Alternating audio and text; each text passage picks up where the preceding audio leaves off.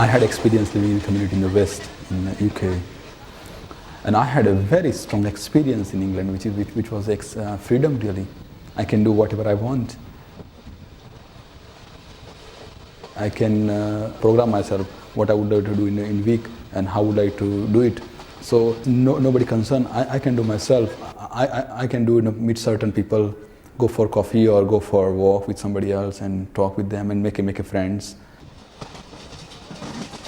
I had a very strong experience of freedom in England, really, very, very strong experience, which I coming to India back, is sort of back to that society frame, and sort of my freedom just, I lost it again. In the West we function in modern societies, even some might say postmodern societies, where the traditional structures of family, of society in general, have largely broken down.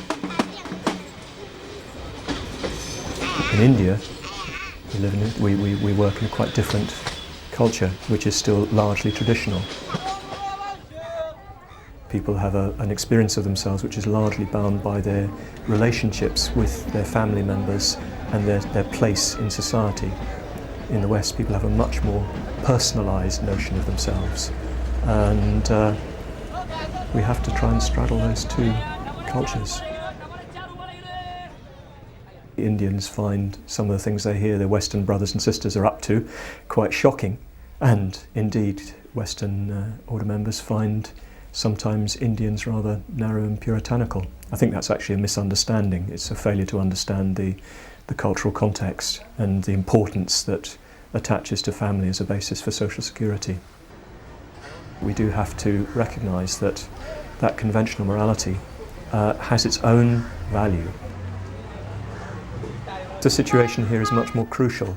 The dukkha that's inherent in life is much more before people all the time, and they face it with extraordinary confidence and courage.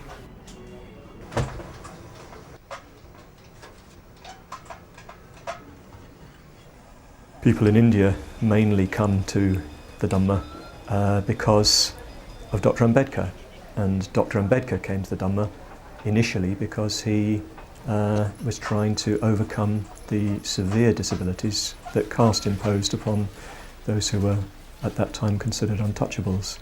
So most people have come under direct inspiration from Dr. Ambedkar, and very inspired by him indeed, and see the Dhamma primarily in the first instance from that social point of view.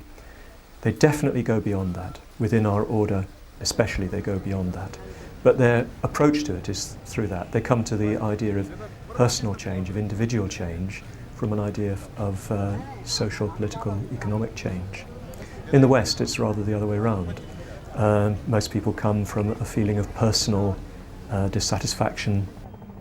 So has everybody written down 3 things they want to learn?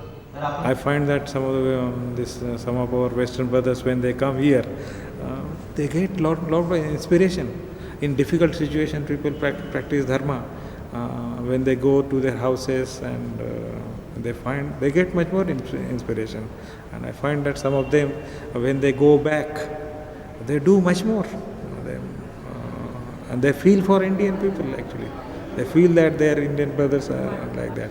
So there should be more visits of Western brothers here, Western brothers and sisters here, and our Indian brothers also should go to there and work somewhere, so that we can feel the international movement actually.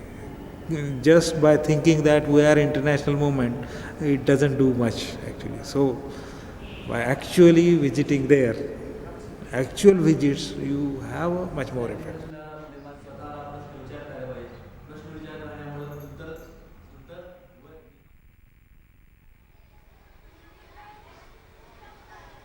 In addition to the need to sustain and deepen spiritual practice within the movement, TBMSG faces other significant challenges in the future. Biggest challenge is, I think it is a trust work for me, work of Bahujan Hitai and TBMSG, to make it a right livelihood, and to make the projects here self-sufficient. We are at present dependent on Karuna, but this is not good from our dharma life as such. We should be creating our resources, but there is no skill, there is no confidence. It will require more time. At the same time, we should be working for other caste people also in our own way, because that will create our confidence. Otherwise, we will be working within the old community only. That is not good. I think we should break the barriers of caste. But now, people understanding that if they are giving more importance to the spiritual life, if they are going for if it's primary, I think things will change.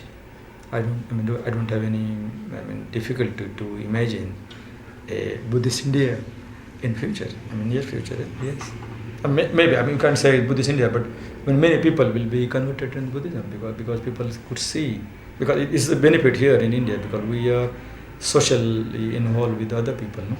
So people see how we are changing, how we are behaving with the family, how we are talking with others. So that has a very good effect on the society.